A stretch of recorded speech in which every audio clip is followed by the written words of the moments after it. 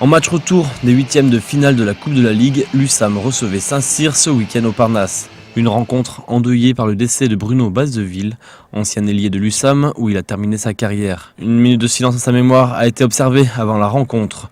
Nous avons une pensée pour sa famille et ses amis. Au match aller, les Nîmois s'étaient imposés avec 4 buts d'avance, 29-33. Il s'agissait de confirmer à la maison, sachant que Saint-Cyr venait avec une équipe très diminuée. De son côté, l'infirmerie de l'USAM est aussi bien occupée. Franck Junion touché au genou, Gary Meunier, problème de dos, Danilo Denovic de nouveau absent. Et dès le début de cette rencontre, c'est le capitaine Jean-Philippe Ahon qui se blesse à la cheville. Un début de rencontre donc laborieux. Il faut attendre la 4e minute pour voir Damien Skacanoc ouvrir le score. Puis rapidement, les usamistes vont prendre leur rythme, comptant déjà 4 buts d'avance à la 15e minute, 7-3. Sur le terrain, la moyenne d'âge tourne autour de 22 ans. Ce sont les jeunes qui gardent la maison. Gallego, Robichon, Perrono et Thésorière, appuyés quand même par Christophe Kabengele et Nedad Markovic. Et finissent cette première mi-temps à +8, 15-7. Un avantage que l'USAM doit également à son gardien William Hanotel, auteur de 16 arrêts dans cette première mi-temps.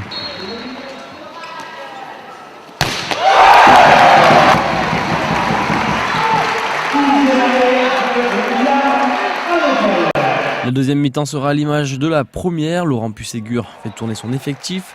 Les jeunes vont prendre confiance en eux. À la fin de la rencontre, les Tourangeaux abdiquent. Victoire donc et qualification pour les quarts de finale de l'USAM. On a vu que la classe Biberon avait des qualités et était capable de faire des matchs.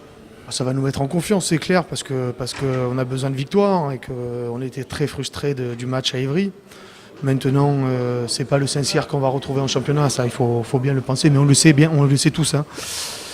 Mais bon, les matchs sont là pour être gagnés et il a été gagné avec la manière, avec en plus ce qui nous est arrivé ce matin sur le coin de la tête. Voilà, bon, si ça peut lui rendre hommage, on lui dédie cette victoire et cette qualification.